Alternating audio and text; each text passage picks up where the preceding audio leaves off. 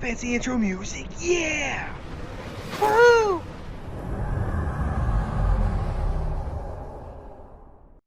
Hey everybody, welcome back to the channel. And a first for not just the two of us, like for me in general. I asked a lot of y'all, and y'all actually asked for us to do a review of Mandalorian Season 2. Now, we didn't do this one for Season 1, so if that's confusing, oh well. But Season 2's been out for, what, 2 weeks now? Finished? Completo, I think? Yeah. So review time is here. Obvious spoiler warning. If you haven't seen it, well, you're going to hear a crap ton of spoilers here. But with it being, in my opinion, the best sci-fi show currently out, including with me loving Star Trek, well, we're going to talk about it. It's even better than Star Trek. To me, it is. All of them? No, I didn't say that, but it's better than like Discovery and Picard that are out right now. Okay. In my opinion, Mandalorian is fantastic. It also has the budget of Disney. So the overlords Disney have spared no expense, and I think it's kind of worked out for them. So yeah, it was great. Now, background, me, Star Wars, have watched everything, know everything. Her, semi new to Star Wars, like she's seen a ton of it, but like you've not seen like the Clone Wars, the animated series, which actually the Mandalorian pulls a lot from that. So No, I haven't seen the animated series. but she's seen the movies, Rogue One, all those. So anyway, let's start with episode 1, which was the Marshal. And so coming into season 2, he's got tasked to return the child, which we'll eventually find out actually has a name and is not Baby Yoda, to the sadness of many. But the first episode in this entire series, and one of the reasons I love it so much, action. Lots of action. And none of that silly romance stuff that you love. It would have been really good with some romance. See? What romance do you need? I don't know. The Mandalorian's pretty hot. He is. Even though you never see his face until like... I've seen his face. Okay, you see it like 3 times in 2 seasons. That's the hot part. It's a mystery. So I should start walking around with a helmet. No, I already know what you look like. Sad face. But he's hot. He has this thing with the baby, like a father. And women like that. Women like the sensitivity, but also the strength. You know what I mean? Well, back to episode 1.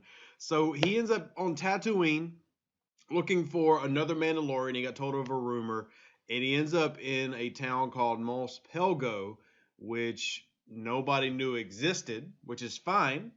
We knew about Mos Eisley and the spaceport there. So he has to go to Mos Pelgo, finds basically a sheriff, hence the title of the episode called The Marshal, who is wearing Mandalorian armor, but it's not his.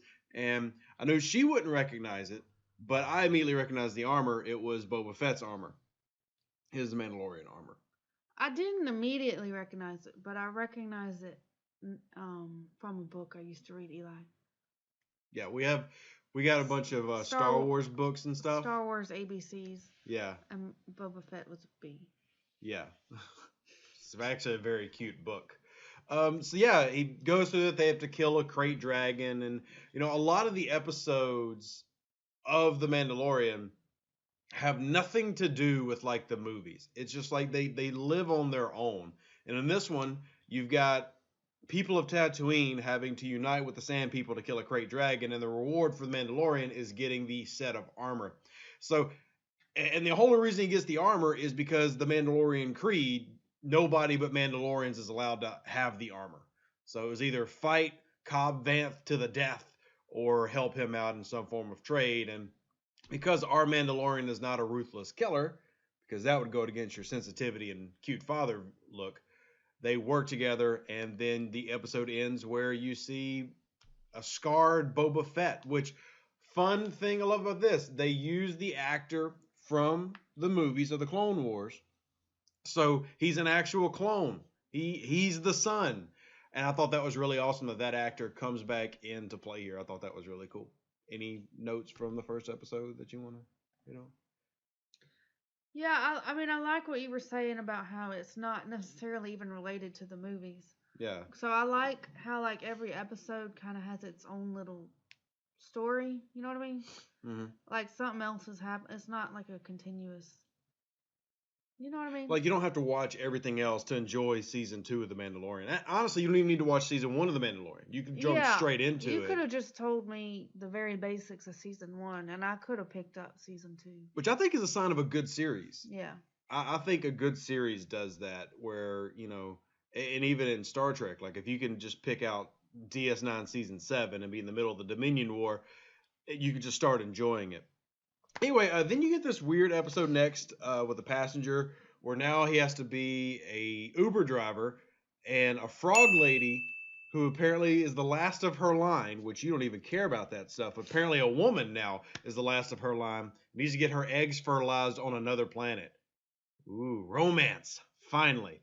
Except Baby Yoda won't stop eating the frickin' babies, which is both hilarious and sad at the same time. We go through this whole scene of getting chased by X-wing fighters, because obviously, if you remember from season 1, Mando is helped with a prison break for the New Republic, so he's technically a fugitive.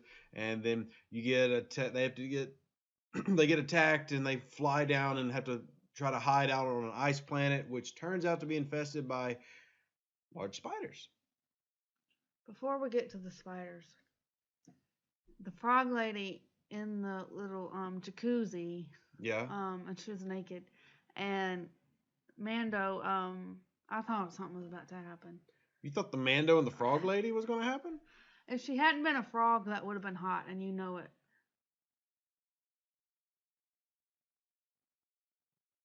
Okay.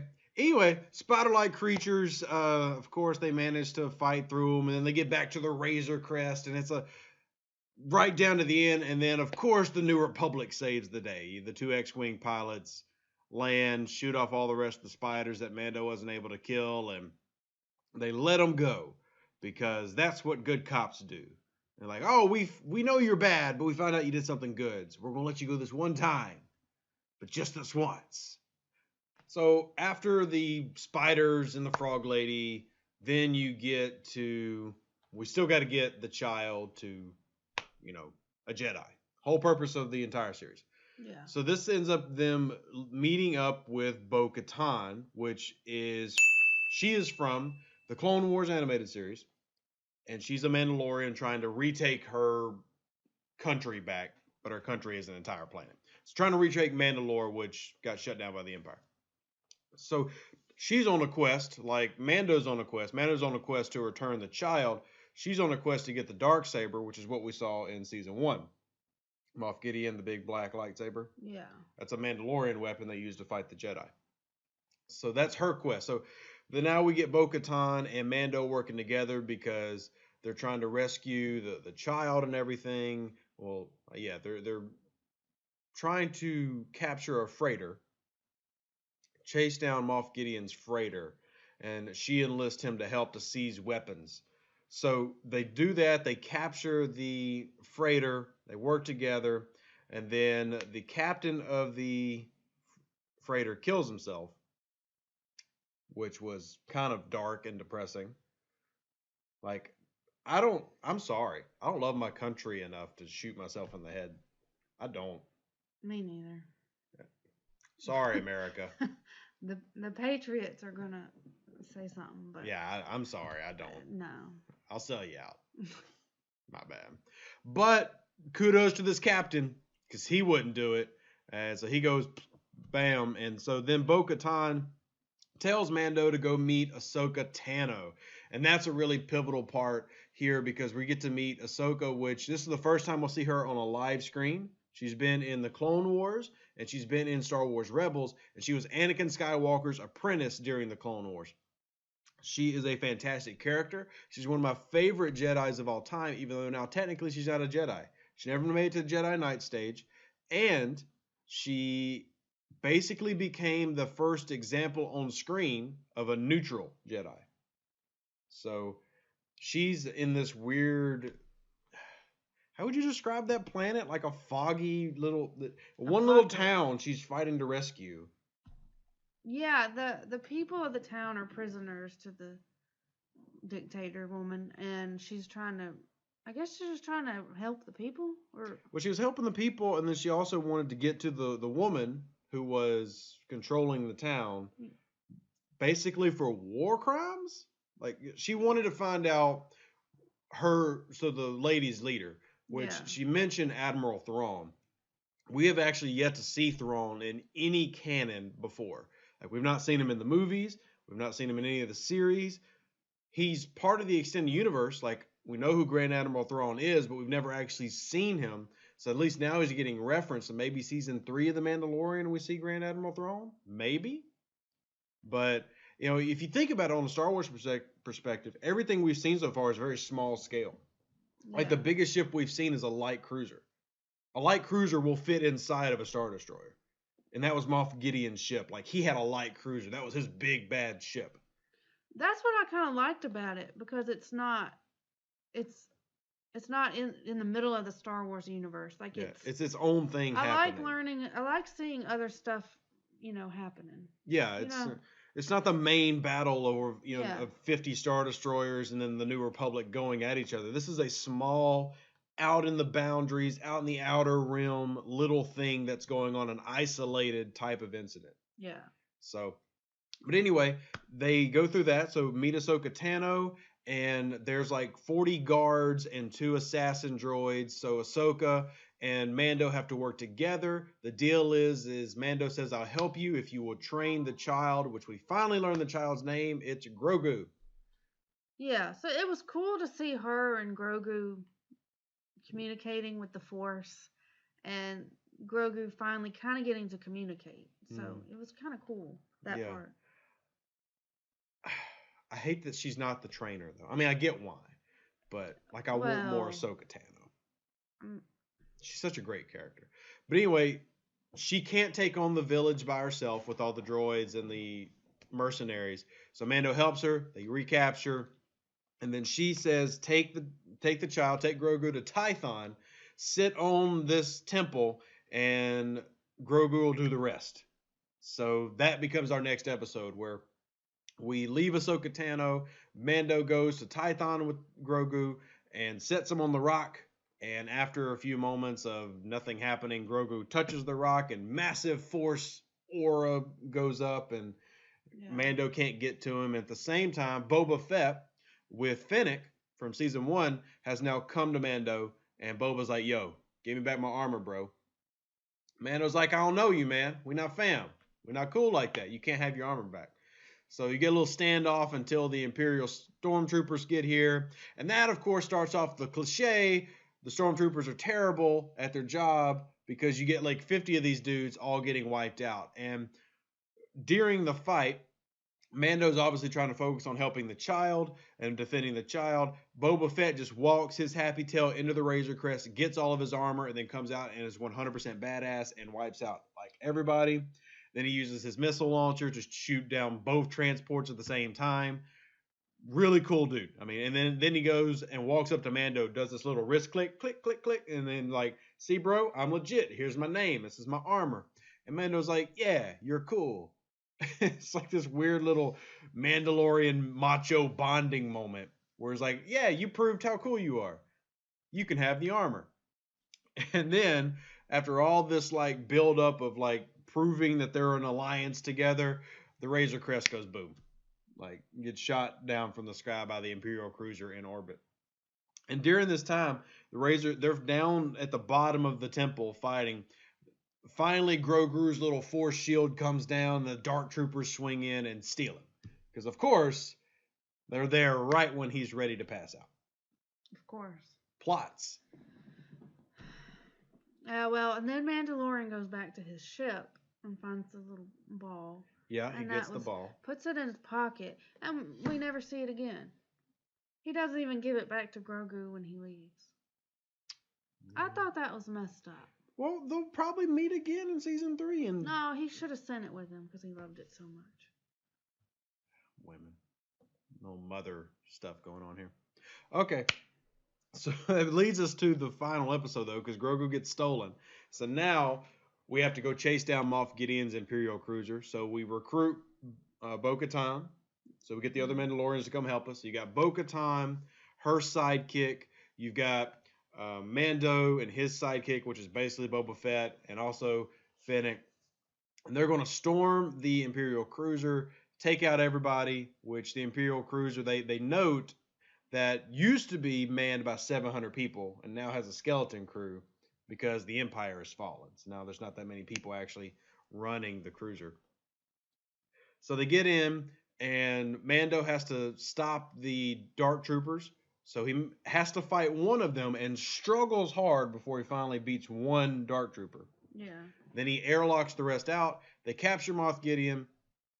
You have a one-on-one battle between Moff and Mando. Mando wins. And looking back, this was all a plan by Moff Gideon. Like, he didn't have to fight Mando, but he did. And he fought Mando for a reason, because once Mando beat him, he got control of the Darksaber. And that leads you to, in the end, Bo-Katan obviously needs the Darksaber to be the princess who takes back Mandalore. But you can't get the Darksaber, like Mandalorian creed and all this other traditions they have, unless you actually win it in battle. So now Bo-Katan, one of two things has to happen in season 3. Either Bo-Katan fights the Mandalorian for the Darksaber, or the Mandalorian becomes the he leads the rebellion to take back Mandalore. I don't see him wanting to do that. Me either. But you can't just give the Darksaber over. Yeah, so that'll probably be a big part of season 3. Yeah, so something to look forward to. But obviously the biggest point of the end of this season is you get, and you really saw it coming, Yeah. Luke Skywalker appears, CGI face and all. They did not use old Mark Hamill.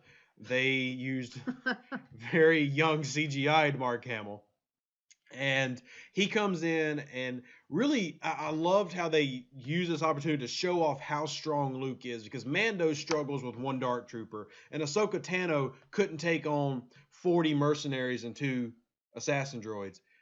Luke literally lands his old as crap X-Wing and goes through an entire platoon of Dark Troopers like they're nothing. Like, just literally swish, swash, force throw, swish, swash, slice, gone. All of them. Like, they're nothing. And all the Mandalorians are sitting in the cockpit going, yeah, we're all about to die, but we're going to go out swinging against all these Dark Troopers. And Luke just comes in and literally knife through butter. I mean, I almost felt like it was too easy. I think that was the point, though. Like, the point is Luke is the strongest Jedi of all time. Well, if he's that strong, he can just take over the whole galaxy. But that's not what the Jedi do. The Um, Jedi aren't. That's what the Sith do. yeah. So, anyway, that was kind of like the big. And then obviously, Luke walks in, Grogu, and is supposed to go with Luke. And then there's this whole like sweet father moment where Grogu doesn't want to leave. He needs the Mandalorian's permission. And he didn't give him the ball. And he didn't give him the ball. Is Like, that did they really not think of that? I'm sure they did, actually, and it's going to happen. Like, they meet up again, and But will they? And we don't know. we don't know. And he could have gave him the ball and have something to remember him by. So, Mandalorian Season 2. Review. Final grade. What would you grade it, like, out of 5 stars? How much did you enjoy it as a series? 5. 5? I'd say pretty much the same. It's a 5. In terms of a series, it's definitely binge-worthy. Yeah. Great action scenes. Not really any plot holes. I mean, there are some things, but, in Star Wars, you're allowed to have some of that. I mean, it's no big deal. It's because Star Wars is an action-based, like, Western set in space. So, the character development, I thought you missed some. Like, you don't really get any character development of Bo-Katan, but you kind of can get that through watching the Clone Wars. You don't get anything from Ahsoka Tano, but you can get that from other places. So, like, there's not a lot of character development in The Mandalorian except for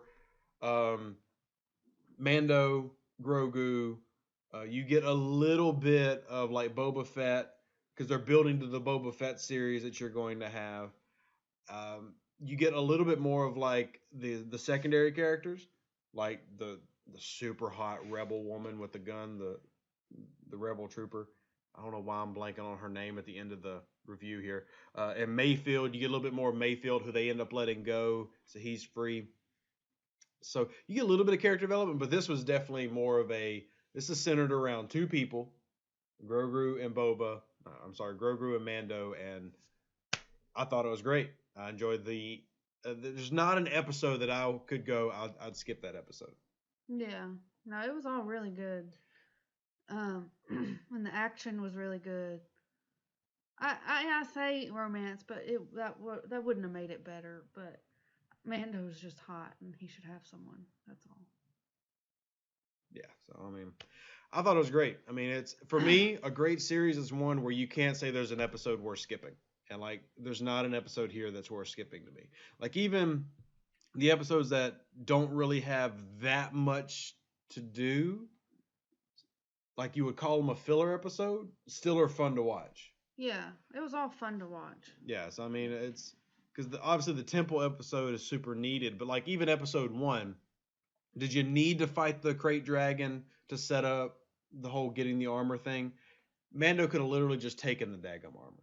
Did you need the frog lady? Yeah, did you need the frog transporting the frog lady just so you could have some comedic relief of Grogu eating the babies? But it was still entertaining. So I mean, I literally have no complaints, and I enjoyed the heck out of it. Same. So that's our review.